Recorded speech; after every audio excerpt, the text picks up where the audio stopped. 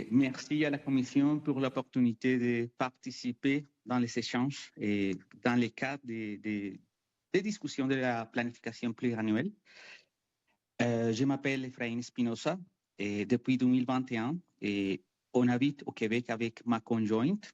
Premièrement, je suis arrivé en tant qu'étudiant étranger et après les 24 mois, je suis devenu travailleur étranger avec un permis de travail post-diplôme. Depuis 2023, j'ai accumulé plus de 24 mois d'expérience professionnelle qualifiée pour déposer la demande de sélection du certificat de sélection du Québec. Mais malheureusement, le gouvernement nous a fermé la porte quelques jours avant de déposer la demande, en fait. Donc, je suis là principalement pour défendre mon projet de vie, pour défendre mes rêves et celui de quelqu'un d'autre qui se sent identifié avec moi. Donc, je voudrais vous partager un texte que j'ai fait pour cette occasion-ci. Donc, je vais commencer à partager le texte, à lire le texte, et après cela, si vous voulez, on peut faire l'échange. C'est une fait réelle que la province a besoin de travailleurs étrangers dans divers domaines et à différents niveaux professionnels. Certes, les régions ont une demande plus importante que la région métropolitaine. Toutefois, cette dernière connaît aussi un besoin permanent de main-d'œuvre dans des secteurs diversifiés du marché du travail. Par ailleurs, si vous voulez financer les futurs enjeux de la province, vous aurez nécessairement besoin de notre contribution, c'est-à-dire de notre travail, de notre consommation réelle et quotidienne qui stimule l'économie, ainsi que nos impôts. Il n'existe pas de solution facile à mettre en place, mais il y a des facteurs qui, d'après moi, doivent rester les mêmes. Par exemple, les immigrés qui sont déjà installés dans les différents endroits de la province doivent garder leur appartement et leur maison. En plus, vous voulez que les gens déménagent au-delà de la région métropolitaine, mais les prix des loyers en région ont tendance à se rapprocher de ceux de la région métropolitaine.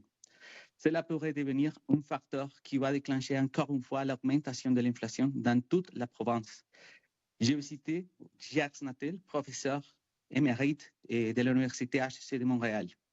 Le logement est devenu au niveau mondial l'enjeu le plus spéculatif, le plus important. Donc, d'après moi, si vous n'avez même pas le contrôle sur les propriétaires des logements, vous ne l'aurez pas sur le marché immobilier. Je vous invite donc à ouvrir votre cœur et votre esprit. Le PEC doit être ouvert pour ceux qui sont déjà installés au Québec.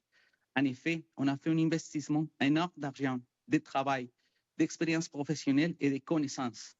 On est déjà adapté à votre culture. Le plus important, on partage les mêmes valeurs, c'est-à-dire on est là pour contribuer à votre société. On défend une société multiculturelle et l'identité québécoise, aussi l'importance de la langue française. On est là pour gagner une place par mérite. Les entreprises québécoises elles-mêmes sont contentes d'avoir une main-d'œuvre qualifiée qui démontre une vaste expérience professionnelle dans tous les niveaux. Ceci est cohérent avec la phrase de la consultation pluriannuelle. Prendre pleinement sa place dans sa société d'accueil. Entre 2018 et 2024, c'est vous qui avez défini des critères attractifs et des conditions d'admissibilité aux différents programmes d'immigration. C'est d'ailleurs grâce à ces programmes et aux missions de recrutement que vous avez mené des centaines de milliards de personnes à s'installer au Québec. Le vrai enjeu consiste à gérer l'accueil des nouveaux arrivants, que ce soit des travailleurs qualifiés, des étudiants étrangers ou des demandeurs d'asile. Mais malheureusement, le discours politique que l'on entend souvent depuis quelques mois dans les différents médias, selon lesquels les immigrés sont responsables de tous les problèmes actuels, ne correspond pas à la réalité.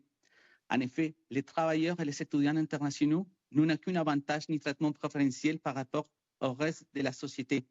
Nous vivons les mêmes expériences, qu'ils soient positifs ou difficiles, que l'ensemble de la société québécoise. Nous vivons ensemble les mêmes enjeux parce que nous sommes ensemble dans le même bateau. D'après moi, vous avez entre vos mains un actif économique précieux, c'est-à-dire un capital humain hautement qualifié, déjà installé dans la province et immédiatement disponible.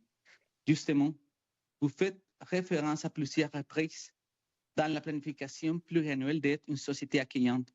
C'est le moment de le démontrer. D'autre part, c'est vrai que le statut migratoire des travailleurs et des étudiants est temporaire, mais leurs projets de vie et leurs rêves sont permanents.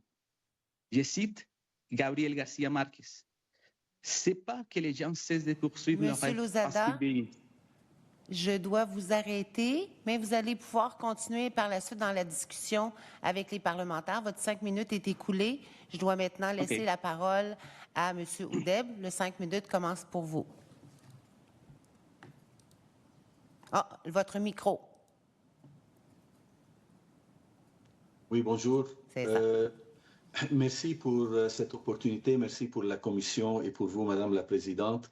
Permettez-moi de m'adresser à cette Commission par des paroles qui viennent d'un vécu personnel, d'abord, et d'une expérience de plus de 34 ans dans la lutte pour la justice sociale, l'intégration et contre l'exclusion et la discrimination. Alors, moi, je dirige depuis à peu près plus de 25 ans un organisme communautaire qui est spécialisé dans ce type d'intégration, mais basé sur la question de logement principalement. J'ai choisi de ne pas écrire un mémoire parce que je suis conscient qu'il y a beaucoup d'organismes communautaires ou d'autres qui ont présenté des mémoires et puis l'information et l'analyse en fait se croisent et puis on ne va pas répéter nécessairement les mêmes idées. Moi, je crois qu'en principe, le Québec a tout intérêt de faire de chaque citoyen, de chaque immigrant, un citoyen à part entière qui partage les droits et les responsabilités et les obligations et qu'il fasse partie intégrante du tissu social de la société d'accueil. Alors, la notion pour moi d'accueil et d'intégration, c'est pas la même chose que l'assimilation. La première, qui est l'accueil et l'intégration, renforce la paix sociale et assure un développement économique durable, tandis que la deuxième favorise plus la rupture sociale et l'isolement, rendant des immigrants, comme parfois je peux constater, comme des touristes permanents ou des citoyens à temps partiel, ceux qui ne peuvent pas enrichir la société d'accueil ou aider à participer au développement, à son développement et son épanouissement. Alors, c'est dans l'intérêt du Québec, du point de vue démographique, du point de vue économique et social, de réussir l'intégration des nouveaux arrivants. Toujours, il faut quand même faire le lien, selon nous, selon moi, entre la question de la main-d'œuvre qualifiée et le développement démographique, surtout dans les régions. Et ça ne peut pas se faire, selon nous, avec simplement, dans le cadre des travailleurs temporaires. Il faut qu'on soit capable d'intégrer les travailleurs temporaires qui ont travaillé ici et se concentrer sur un peu le recrutement d'immigrants, de la main-d'œuvre qualifiée basée sur les besoins des régions. Pour faire rapidement dans les recommandations, nous, on a fait un peu une concentration sur la question du logement parce qu'effectivement, c'est un enjeu majeur. Et pour nous, le logement, c'est la clé de l'intégration parce que ça assure une stabilité pour les familles et ça leur permet de mettre leur effort sur l'autre aspect de leur intégration au niveau du travail, au niveau de l'éducation et ainsi de suite. Alors, dans nos recommandations, je dis rapidement, je cite rapidement, c'est qu'il faut intégrer les critères de logement dans la planification. Et le seuil d'immigration doit tenir compte de la capacité d'accueil réelle, en particulier en matière de logement. Il y a des programmes, il faut créer une harmonie entre les programmes de développement de logements abordables ou logements communautaires, par exemple, avec les autres instances gouvernementales, spécifiquement le ministère de l'Immigration, le ministère de l'Éducation et le ministère de l'Emploi. Il faut quand même prioriser la création de logements abordables comme le gouvernement essaye de faire, mais il faut trouver aussi le moyen de faciliter les procédures administratives. Parce que c'est beau d'avoir une politique qui est bonne, intéressante, etc. Mais si on n'a pas le bon véhicule et les bons outils pour y arriver, ça risque vraiment ou bien de déraper, ou bien de donner des résultats qui ne sont pas concluants, puis on doit faire toujours de rattrapage. Alors, finalement, je peux dire, il faut, pour l'équité territoriale, on va dire, il faut encourager l'établissement en région par des incitatifs concrets. Surtout la question de la disponibilité de logements, encore une fois, pour nous, c'est une clé de l'intégration, c'est important. Puis il faut éviter les décalages entre les politiques d'immigration et les réalités sur le terrain. Nous, on sait qu'on a un enjeu principal, c'est que c'est le rôle du gouvernement fédéral au niveau de l'immigration. Les délais du temps qu'on... Monsieur Oudeb, oui, votre temps vient de s'écouler, mais on va continuer en discutant avec les parlementaires. Les parlementaires vont s'adresser à vous indépendamment un de l'autre, donc ils vont vous mentionner. Vous avez juste à ouvrir votre micro pour répondre aux questions. Je me tourne du côté du ministre et de la banquette gouvernementale et vous avez au total 16 minutes. Merci bien. Merci pour vos deux présentations. Il y a des points de convergence dans vos deux interventions. Parlez tous les deux du loyer de manière différente, mais de l'accès au logement pour s'installer ici au Québec. Monsieur Oudeb, est-ce que c'est bien si je le dis comme ça? Merci. C'est parfait. Merci. Monsieur Oudeb, vous parlez de la capacité d'accueil et vous mentionnez l'accès au logement. Pour attirer de nouvelles personnes, pour les accueillir. Est-ce que vous considérez qu'en ce moment, au-delà des personnes déjà sur le territoire, on a de la place, on a des logements disponibles pour accueillir des personnes supplémentaires à Montréal et partout ailleurs, d'après votre analyse? Moi, je pense que je peux parler de la capacité. On a une capacité. On a disons, les programmes, l'argent même, mais c'est l'application, je répète, la question du véhicule utilisé et des procédures qui font en sorte de retarder. Je peux vous donner des exemples concrets parce que moi, je travaille depuis 25 ans dans le développement aussi du logement communautaire et social et récemment le logement abordable.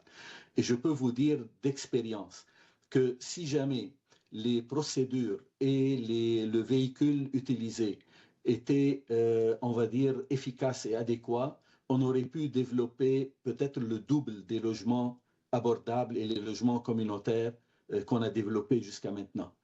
Et ça, c'est une réalité. Ça veut dire que lorsque je parle d'harmonisation entre les ministères, ça veut dire aussi faciliter les procédures pour y arriver. Et je peux vous donner des exemples concrets si vous en désirez, mais je vais arrêter ma réponse à ça pour le moment. Merci, mais j'apprécie parce qu'on est nombreux, vous êtes deux aussi, donc mais votre réponse est précise.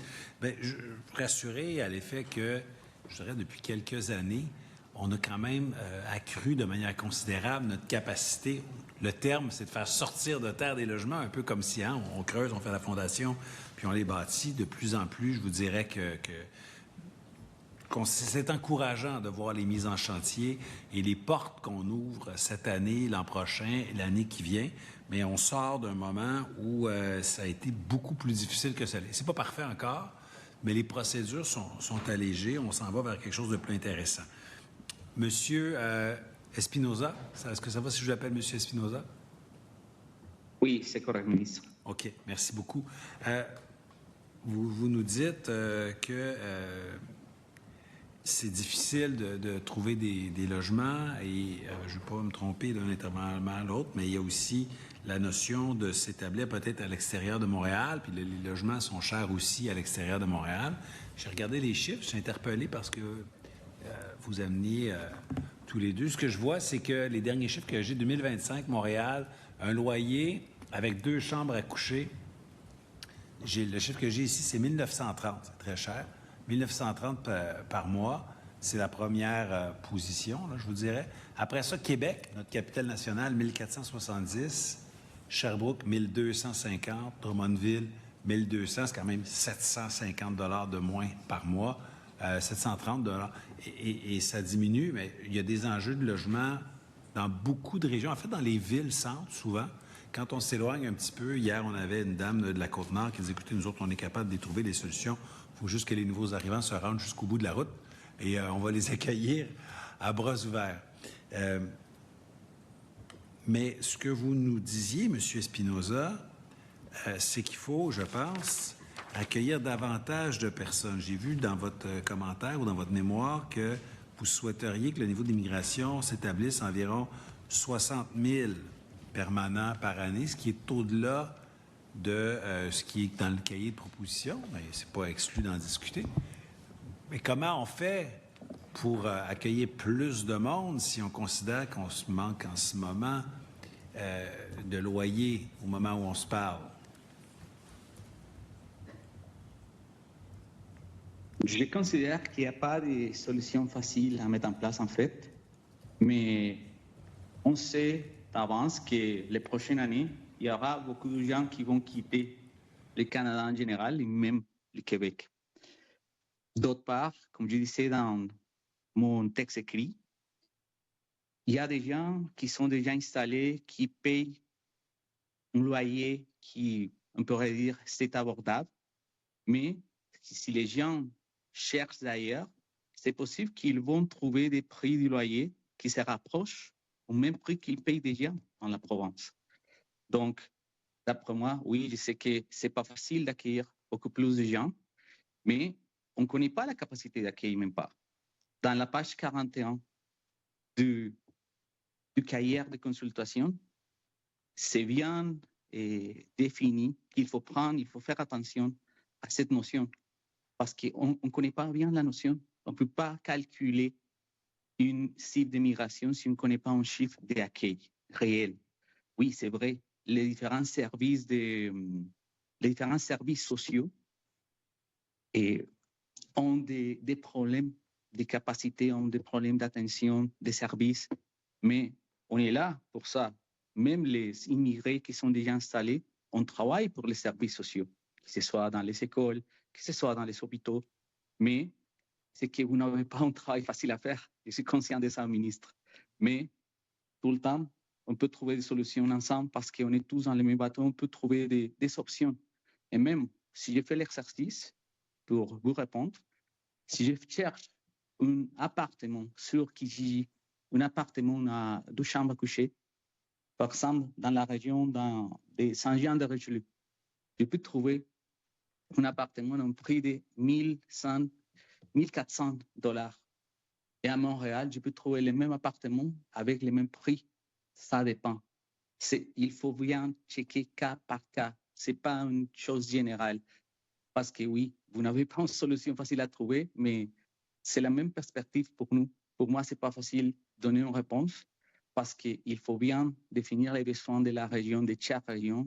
Il faut bien identifier la capacité d'accueil, la capacité de logement de chaque région et même la main-d'œuvre disponible. Donc, d'après moi, selon les cahiers de consultation, disait qu'en 2023 ou 2024, si je ne me trompe pas, on a reçu un nombre important qui était à peu près 69 000 nouveaux arrivants. Donc, je me base dans ce chiffre, qui c'est un chiffre important, mais c'est un chiffre record. Ce n'est pas un chiffre qu'on voit tout le temps. Et ça vient à cause de la pandémie aussi. La pandémie est un facteur important qui a déclenché une vague d'immigration. Mais ce n'est pas tout le temps. On est en train de surmonter tous les effets de la pandémie. Donc, je pense qu'on pourrait trouver des solutions pour l'accueil des gens. Oui. Bien, je vous rassurer, la question n'est pas de savoir si on veut accueillir des immigrants, des nouveaux arrivants au Québec. La réponse, c'est oui, oui, assurément, absolument. La question, c'est combien on peut en accueillir à chaque année. Dans quelle région il est préférable qu'une majorité s'installe? On sait bien qu'il y en a qui vont s'installer dans toutes les régions, y compris Montréal. Et quel est le profil de ces personnes-là pour arriver à faire notre part en matière de réunification familiale, faire notre part en matière d'accueil de réfugiés, qu'on va continuer de faire, puis s'assurer qu'il y a un pairage entre les besoins du marché du travail et les compétences de ces personnes-là pour que ça soit optimal des deux côtés. Et là, j'ai envie de vous poser une question un peu personnelle, puisque vous témoignez à titre personnel, M. Spinoza. Vous êtes arrivé comme étudiant étranger, vous avez le permis de travail post-diplôme. Dans quel domaine vous travaillez en ce moment? Je travaille dans les domaines de l'administration je travaille en tant que technicien en administration. Mais auparavant, je travaillais aussi comme conseiller en emploi dans la région de Montréal-Nord, en fait, dans les coins de Montréal-Nord. Très bien. Merci. Merci. Et Monsieur Oudeb, vous arrivez avec le critère de la capacité d'accueil en parlant du logement, mais en disant essentiellement qu'il faut augmenter notre capacité d'accueil en améliorant nos processus administratifs pour construire mieux, plus rapidement, ne pas ralentir le marché privé qui, lui, augmente notre capacité d'accueil en construisant des logements d'une certaine manière. Est-ce que vous pensez que le critère de la langue française devrait être mis de l'avant et priorisé quand vient le temps de donner la résidence permanente aux immigrants qui sont ici avec un statut qui est temporaire? Mais depuis toujours, d'ailleurs, au Québec, la question de la langue française, je pense que c'est une nécessité pour aider à l'intégration. Et c'était dans les critères de sélection depuis longtemps. Alors, ça, selon moi, c'est un critère qui doit demeurer, mais en même temps, on sait tous qu'il y a toutes sortes de programmes pour accueillir, parce que l'immigration, j'aimerais simplement clarifier ça. Il y a plusieurs types. Il y a les gens qui déposent des demandes d'immigration, comme moi j'ai fait il y a 35 ans, là. C'est une demande, par exemple, au gouvernement obtenir le certificat de sélection, et c'est Québec, normalement, qui sélectionne. Et à l'époque, le français était un élément dans le pointage, de toute façon. Maintenant, il y a d'autres types. Il y a les étudiants qui viennent comme étudiants internationaux. Majoritairement, s'ils viennent aux universités comme l'Université de Montréal, UQAM, etc., mais déjà, ils maîtrisent la langue française, ce n'est pas un enjeu. L'enjeu au niveau de la langue, il est plus par rapport aux réfugiés. Et ça, de toute façon, le gouvernement a un programme comme dans le programme PASSI, mais il y a beaucoup d'organismes qui font de la francisation, etc. Et puis, il y a des résultats. Ça veut dire que ce n'est pas quelque chose qui se fait du jour au lendemain, mais il est dans le processus. Alors, le facteur francisation, il est déjà intégré dans le processus. Moi, personnellement, je ne le vois pas comme un élément qui vient s'ajouter ou quoi que ce soit. Il est là-dedans déjà. La question que je fais la différence un peu, c'est entre le droit, par exemple, de se loger et de vivre versus la question de la maîtrise de la langue française. Ça, il faut quand même faire la nuance. Moi, lorsque j'aide les gens à trouver du logement, parce que ça fait partie de la mission de notre organisme, je ne demande pas s'ils maîtrisent le français ou non, parce que leur besoin, c'est de se loger en premier. Après ça, dans le cheminement d'intégration, il y a, oui, effectivement, les organismes qui s'occupent de la francisation. Alors, il ne faut pas, je pense, le mettre, si j'ai bien compris, ou peut-être j'ai mal compris la question, il ne faut pas le mettre comme une condition pour accéder à un logement, par exemple. Si c'était ça un peu l'idée. Non, j'ai pas question de rendre l'accès au logement conditionnel à la maîtrise de la langue et puis dire que les autres doivent être à la rue. Là. Jamais je dirais ça, là, je vous rassure. Je parlais de la résidence permanente. Non, mais c'est très bien. On pose des questions, on précise notre point de vue, puis on évite les malentendus. Puis non, je suis d'accord avec vous. Là, on veut personne à la rue. C'est une question ensuite de résidence permanente pour les immigrants qu'on appelle à caractère économique. Il n'y a pas de critère de maîtrise de la langue française pour la réunification familiale. Il n'y a pas de critère de maîtrise de langue française pour l'accueil de réfugiés, des gens qui fuient la famine, la guerre, la persécution.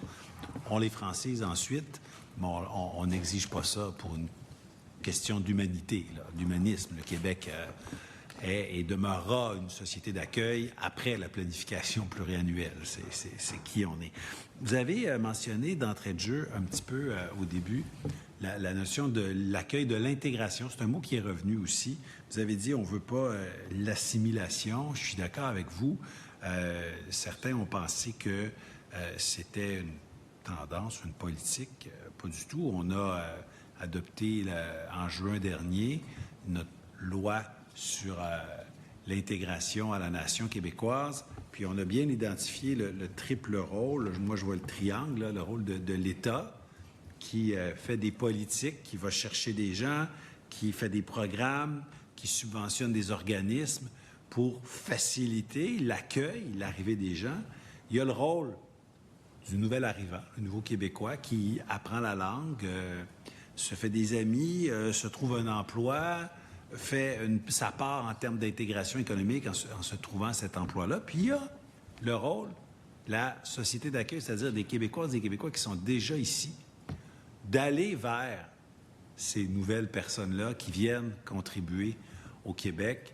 C'est pour ça qu'on dit que notre modèle, l'intégration nationale, part du principe de l'interculturalisme, c'est-à-dire des relations, d'interagir avec les nouvelles personnes. On ne peut pas demander à un nouvel arrivant de s'intégrer à la société d'accueil si la société d'accueil ne va pas vers lui, ne lui ouvre pas les portes de ses écoles, de ses musées, de ses institutions, etc., comme on le fait aujourd'hui. Donc, je vous remercie de vos deux témoignages, de vos deux contributions. Ça va nourrir nos réflexions. Merci beaucoup. Merci. Merci beaucoup, Monsieur le ministre. Alors, on poursuit les discussions, cette fois avec le député de l'opposition officielle. J'ai mis les mêmes temps pour respecter notre horaire. Il vous reste 15 minutes 31 secondes. Merci, Madame la Présidente. Alors, Monsieur Augusto Espinosa Losada et Monsieur Mazen Oudeb, bonjour. Merci du temps que vous consacrez aux travaux de la Commission ce matin.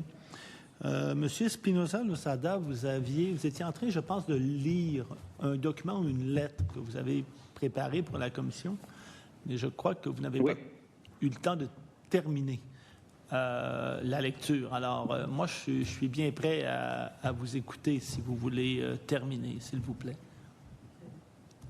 Oui, c'était principalement la dernière partie du texte que j'ai fait. Et je cite OK, je vais compléter les deux derniers paragraphes. Justement, vous faites référence à plusieurs reprises dans la planification pluriannuelle d'être une société accueillante. C'est le moment de le démontrer.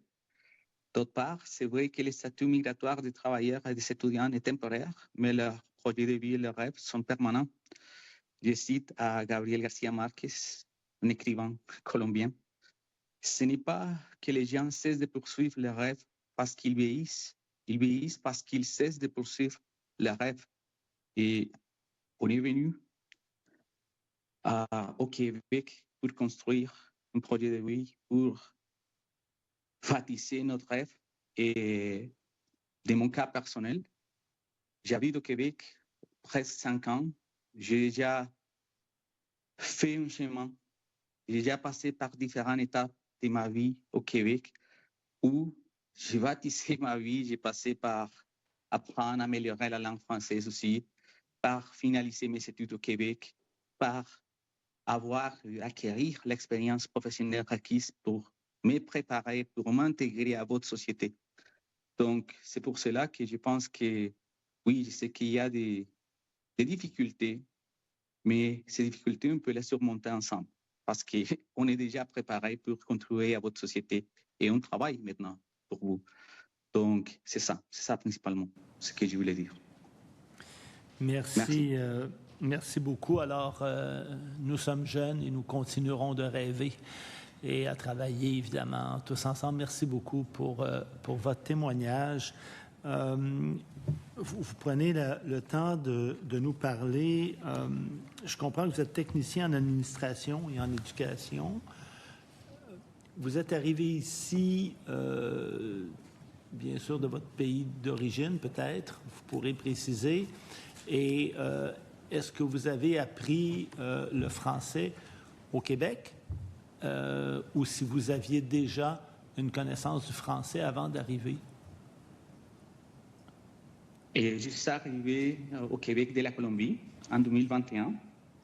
Auparavant, j'avais déjà appris la langue française dans mon pays. Je me préparais pour ce projet de vie avec beaucoup de temps. J'ai mis mes efforts pour apprendre la langue française dans mon pays. Et même ici, quand je suis arrivé, j'ai fait la dernière partie de la francisation, en fait. J'ai finalisé la francisation ici. J'ai complété mes connaissances, j'ai amélioré mes connaissances, même avec les programmes de formation, j'ai amélioré de plus en plus mes connaissances de la langue et je peux maîtriser la langue et travailler dans votre système. Donc, c'est ça. J'avais pris avant, mais j'ai amélioré encore mes connaissances et au moment que j'ai commencé à habiter ici au Québec. Je vous remercie. Et quand vous êtes arrivé, est-ce que vous étiez étudiant ou déjà travailleur sur le marché du travail? Non, juste arrivé en tant qu'étudiant étranger, c'est ça. OK. Et je suis venu avec ma conjointe. D'accord. Puis votre intention, évidemment, c'est de vous établir ici, de rester ici. Est-ce que vous avez obtenu votre citoyenneté ou votre résidence permanente? Non, pas encore. Malheureusement, 5 jours avant d'avoir l'opportunité de la date exacte pour déposer la demande pour les certificats de sélection, le gouvernement a fermé la porte. Et en effet, on essayait de déposer, de faire la demande la journée précédente à la fermeture du programme d'expérience québécoise, mais on n'a pas réussi à sauvegarder tous les documents requis. On n'a pas eu l'opportunité de continuer parce que sur la plateforme Arima, le système a arrêté tout. Donc, c'est ça. Malheureusement, c'est notre situation.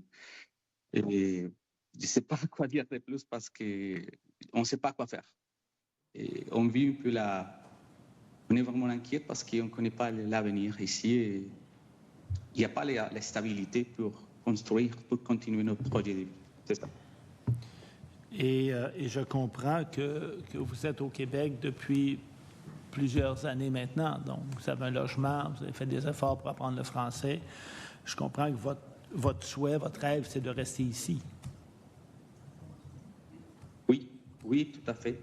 En fait, le programme d'expérience québécois, c'était une bonne façon, un bon examen, un bon test pour les gens qui arrivent au Québec. Parce que, oui, on ne connaît pas beaucoup de votre société au moment qu'on arrive, mais au fur et à mesure, on peut savoir, on peut comprendre si la société québécoise ou si les projets de vie, c'est le bon projet pour nous ou pas. On a le temps pour bien réfléchir si on voudrait rester ou partir. C'est possible les deux. Je connais des gens qui sont installés, qui habitent au Québec pendant longtemps, et après cela, ils se rendent compte que ce n'est pas le projet pour eux. Mais dans mon cas personnel, j'ai eu le temps, assez de temps pour bien réfléchir si je voulais m'établir ou si je voulais partir. Et en effet, j'aimerais continuer, j'aimerais habiter avec vous parce que ce n'est pas facile de construire un projet de vie dans un pays qui n'est pas le tien. Donc, c'est ça, mon projet, c'est de m'établir et de continuer, de construire encore une fois et d'améliorer mon projet de vie parce que ce n'est pas facile de trouver un appartement à Montréal, par exemple. Mais je peux le trouver. J'ai eu la possibilité de trouver un appartement abordable. Mais maintenant, les programmes, les PSTQ, par exemple, nous demandent de déménager au-delà si on veut être sélectionné dans les cadres du programme. Donc, ce n'est pas la même chose que les PEC, que les programmes d'expérience québécoise, parce que, oui, si j'avais l'opportunité de construire tous les chemins, dans mon cas, après 4 ans, j'avais la possibilité de déposer la demande de sélection. Ce n'est pas facile, 4 ans. Donc, j'ai eu le temps assez pour bien considérer mes priorités, pour bien considérer si je voulais m'établir ou pas. Donc, dans mon cas, oui, avec ma conjointe, on veut rester, mais on ne sait pas quelles sont les options parce que depuis juin 2025, il n'y a pas beaucoup d'options de sélection pour pour demander les certificats de sélection. Malheureusement, ça a été arrêté d'un jour au lendemain et les nouveaux programmes, les PSTQ, par l'instant, il n'y a pas beaucoup d'invitations, donc on ne sait pas quoi faire. Je vous remercie. Merci beaucoup. Donc, au fond, alors là, vous êtes au courant qu'il y a un autre programme qui est le PSTQ, vous l'avez mentionné. Maintenant, là, jusqu'à maintenant, je comprends que vous n'avez pas pu vous qualifier dans ce programme-là. Non, pas par l'instant. Et en fait, on a fait les calculs du pointage. On a un bon pointage, mais ce n'est pas assez apparemment. En fait, on ne sait pas parce qu'il n'y a pas de tirage. On n'a pas eu de tirage, ça fait longtemps. Alors, c'est différent par rapport au PEC, parce qu'au moins, avec les PEC, c'était une possibilité un peu plus réelle. C'était possible de faire la demande après d'avoir fait tout un processus. On avait cette possibilité, mais maintenant, avec les PSQ, c'est l'incertitude, malgré qu'on a un bon pointage. Ce n'est pas sûr, ce n'est pas certain, la possibilité d'avoir un certificat de sélection. Et là, présentement, vous travaillez, donc vous avez un permis de travail? Oui, c'est ça. J'ai encore mon permis de travail post-diplôme, mais l'année prochaine, c'est la date d'échéance de mon permis de travail. Donc, on attend, le temps passe vite, mais on n'a pas de réponse malheureusement. Il n'y a pas de solution par l'instant. Et si jamais ça ne fonctionne pas, le PEC n'est pas réouvert ou vous ne pouvez pas vous qualifier avec le PSCQ, vous allez devoir quitter? Est-ce que c'est ce que je comprends? Oui, parce que c'est vraiment épuisant. Je me sens fatigué, pour vrai. Parce que ce n'est pas quelques jours, quelques mois. J'ai construit ma vie au Québec depuis 2021. Donc, si je n'ai pas une réponse, qui ce soit à travers du PEC ou du PSCQ, je vais rentrer chez moi parce que j'ai plus l'énergie pour continuer comme ça. C'est ça, la vérité. Merci beaucoup, M. Espinosa-Losada, pour le document que vous nous avez préparé, pour votre témoignage. C'est très éclairant pour les membres de la commission. Monsieur Oudeb, j'aurais quelques questions pour vous en terminant. Il y a des gens présentement au Québec qui ont obtenu un certificat de sélection au Québec, un CSQ. Ce qu'on sait, c'est qu'il y en aurait 142 000 en attente, donc qui seraient éventuellement sur la voie d'obtenir une résidence permanente ou la citoyenneté. Cependant, dans les scénarios qui sont proposés par le gouvernement, on parle de 25 000, 35 000 ou 45 000. Le Parti québécois, c'est aussi 35 000 de permanents. Dans votre témoignage, vous avez parlé de touristes permanents. Est-ce qu'on ne risque pas d'avoir beaucoup de touristes permanents, je reprends vos mots, et de faire en sorte qu'avec les scénarios, ça va prendre des années avant de régulariser ces gens-là qui sont sur le territoire québécois présentement, qui ont un logement. Je ne parle pas des nouveaux qui viendraient s'ajouter, ceux qui sont là. Alors, est-ce que je suis dans l'erreur ou quelles seraient vos suggestions ou recommandations pour améliorer la situation de ces gens-là? Pour moi, ça, c'est clair. Du moment où le gouvernement, les autorités donnent un certificat de sélection, je considère, peut-être du point de vue moral, je ne parle pas légal, peut-être, mais c'est un engagement. Et que le gouvernement a le devoir de tenir cet engagement envers ses familles, parce qu'on parle de personnes, on parle d'humains. Alors, si j'ai 146 000, ça veut dire c'est 146 000 ménages ou personnes, je ne sais pas si c'est des ménages ou personnes, qui étaient qualifiés avec le certificat de sélection par Québec, et il faut absolument les intégrer, puis leur donner la possibilité de s'établir normalement. Moi, je peux, par rapport aux chiffres et au nombre aussi, aujourd'hui, il y a en 2025, on compte à peu près 600 000, plus que 600 000 personnes en statut temporaire au Québec, dont travailleurs temporaires, demandeurs d'asile, étudiants internationaux, etc. Mais ça c'est que la question de l'immigration, ça touche directement la démographie au Québec, le poids du Québec du point de vue démographique. Il ne faut pas sous-estimer l'importance de ça. Alors, du moment où on a des gens qui sont déjà qualifiés, je ne vois pas comment on peut se départir, comment on peut annuler ou dire, moi, ça veut dire, on a des gens qui sont qualifiés par le gouvernement et il faut les intégrer. Et puis, pour les travailleurs autonomes et tout, lorsque je parle de 600 000, on a un exemple, M. Espinosa, par exemple. C'est un exemple très clair sur le choix que le Québec peut faire. Est-ce que je veux renforcer le poids démographique et l'économie, le développement économique au Québec, ou bien je vais garder les gens comme des touristes? Lorsque j'utilise le terme, c'est pas sarcastique, c'est un vécu par beaucoup de gens. Un touriste permanent ou à temps partiel, c'est pas quelque chose qui aide les gens à intégrer la société. Parce que, et nous, moi, dans mon travail, ça fait beaucoup d'années que je travaille, oui, au niveau du logement, mais au niveau aussi de l'intégration. Lorsque je dis il faut aider les gens à devenir des citoyens à part entière, ça c'est dans l'intérêt national du Québec, selon moi. Parce que c'est là où on peut renforcer notre société et on peut créer vraiment une société qui est plus forte et plus cohérente. Très bien, puis je comprends que dans l'accompagnement, dans l'aide que vous faites, bon, vous avez des moyens, vous avez développé des stratégies pour rendre le logement accessible. Oui, en fait, on a innové, mais il faut aussi mentionner quelque chose qui est très important.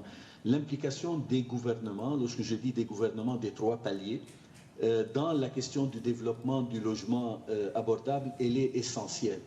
Et ce n'est pas suffisant de créer un programme, c'est très important de faciliter la procédure. Parce que nous, on voit, comme j'ai mentionné au début de mon intervention, si on avait une procédure qui est plus souple, plus efficace, on aurait pu même doubler le nombre de logements produits, par exemple, de tous les niveaux. Alors, et ça, ce n'est pas seulement, bien sûr, la responsabilité du gouvernement québécois, c'est aussi les municipalités. Et merci.